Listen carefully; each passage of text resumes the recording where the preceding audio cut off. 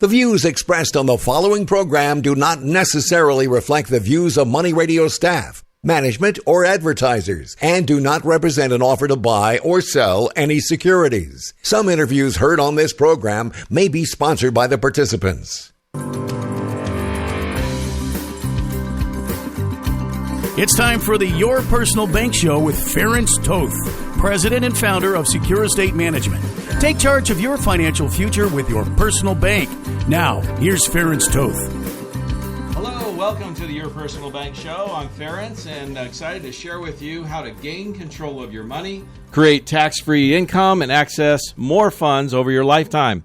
Now, I get asked all the time. I've been in the financial industry for over 20 years, and I get asked, why do I share this information with people? And the reality is, I'm an entrepreneur at heart. I've shared this last week's show where my background really is, I've owned a retail store. I've been in real estate. I've owned a service business. And for the last 15 years, I've owned a financial agency. I've been in the financial industry, like I said, over 20 years. I was top 10 in the country in terms of annuities and IRAs and 401ks and all those types of things. In fact, our company used to do the lunch and dinner seminars. Many of you remember those days where we'd feed a bunch of people and share with them retirement planning solutions. And we did all of those things. And through that process, all the way through it, I was not familiar with what we call the Your Personal Bank concept. Again, it's an area of business or the financial world that would be considered like the institutional world or what bankers and corporate finance and those kinds of areas. I was not familiar with it because I just never dealt with that area of the financial world. Most financial advisors don't. And it's nothing against them. It's just we're not focused on that arena, if you know what I'm trying to say. So I always tell folks, I sit down in a room or I'm in a teaching at a conference or whatever, and I'll have 100 people in the room, and I'll ask how many people are familiar with this concept, and I'll get 2 or 3 hands that'll raise. I mean, it's really that unknown. So if you think you've heard everything about money, and many people listening to this have, focus on that, hear a lot of different ideas and things about money, I want you to listen up for a minute. And here's why. This is fresh. This is new. This is different. This is a paradigm shift in thinking about money. And that's why it's so important to understand how this works. So we're going to focus on your personal bank and the concept and how it really works today. And before I do that, though, I've got to share with you one key concept. And that key concept is you have to learn to think like a banker versus an investor. We touched on it last week's show, but I want to get into it a little bit further. And one of the reasons I've been sharing this concept for years. But here's the thing. In the promo thing, you even heard, I'm chairman of the board of a bank in formation. We're in the process of starting a bank. That's typically a couple of year process to get the approvals through the state and the federal regulators. I've been learning a lot about banking. In fact, last week, I sat down with the chairman of the board and Bank Prez is one of the top banks in the country. I'm excited that we're going to be able to have them join us on the show. And as soon as we know the dates, we're working on dates, I'm going to have them come in and join us. I'm going to have some exciting other guests that fit into this personal banking concept, generating the tax-favored income, some tax attorneys, various strategic partners that I've worked with over the years and have helped many, many clients over the years. I have a debt attorney that I'm working on getting in to speak with us who's helped a number of clients take care of debt problems that were unable to accomplish any other way. Here's the thing. Thinking like a banker versus an investor goes completely against, or I shouldn't say against, it's the opposite of what we're taught. We're taught, of course, to take hard-earned dollars. That's what most investors do. Most of our money that we have to invest is extra dollars.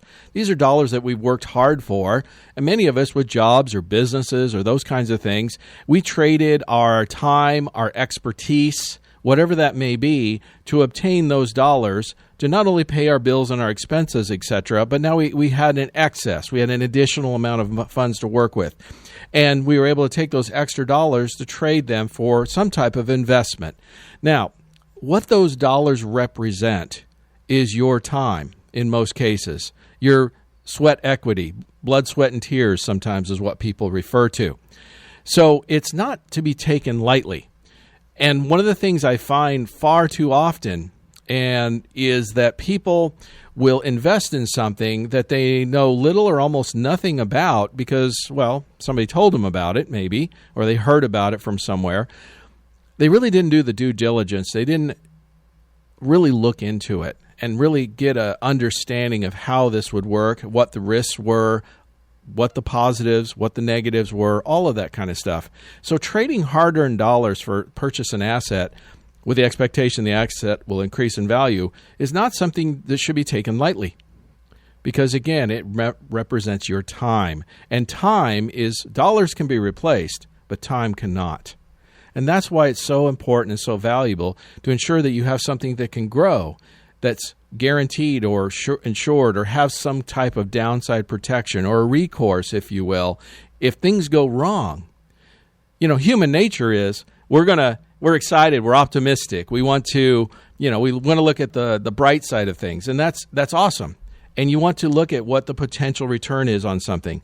But at the same time, the wise decision to make is ask the question, what if things go wrong? And again, that's the mistake I see most investors make far too often. And there's study after study that backs this up. But the bottom line is most investors, you and I know, you know what I'm talking about. Whenever somebody talks to you about a great investment that they're excited about, what do they tell you? Hey, well, I did this investment, I made X amount of dollars or X amount of percent, right? There's little or no discussion about any other aspect other than the rate of return. Now, I'm not going to say rate of return is not important. It is. Of course, rate of return is important. But what you need to understand when it comes to investments and dollars and trading those hard-earned dollars is rate of return is one of the important aspects of an investment, but many times is not the most important. I think it was Roy Rogers, that it was a famous quote that I always liked. He would say, I'm more concerned about the return of my money than the return on my money. I think that's very wise. In other words, I get a great example. I had a client worked with a month or so ago, contacted me. I was doing an annual review with her, and she had some bad news because she had taken some funds outside of what we were doing and invested it in a bad investment. And she had lost quite a large amount of money. And I asked her a few questions about it, and I said, well, did you ask what was the recourse? Well, she didn't have one. And I said, the problem, I wish you had talked to me about this before you had done it. Unfortunately, she had done it a year prior. And outside of what we were doing, and I had no knowledge of it, she never asked any advice. And sadly, it was a situation where I knew something about from some previous investors that I knew it was a bad investment. I speak around the country to investor groups, and it's not that I know everything that's going on out there, but, wisdom is having many advisors, many counselors. So the bottom line is, think about the downside. Instead of focusing on the potential gains only, of course that's important, but what is the recourse if things go wrong? So I just want you to understand that you've got to consider what is your plan B. And that's what bankers do. That's one of the key things of a banker, thinking like a banker versus an investor. They're risk adverse. That's a term that's often used. And again, can we agree that bankers are savvy about money? Can we learn from those bankers? I just want to tell you, next segment, we're going to go into more about thinking like a banker versus an investor. If you want further information, please contact us at 866-515-6280 or yourpersonalbank.com. That's yourpersonalbank.com. And tune in every Tuesday at noon for the Your Personal Bank Show on Money Radio. For more information on Your Personal Bank, call Ference at 866-515-6280 or online at yourpersonalbank.com.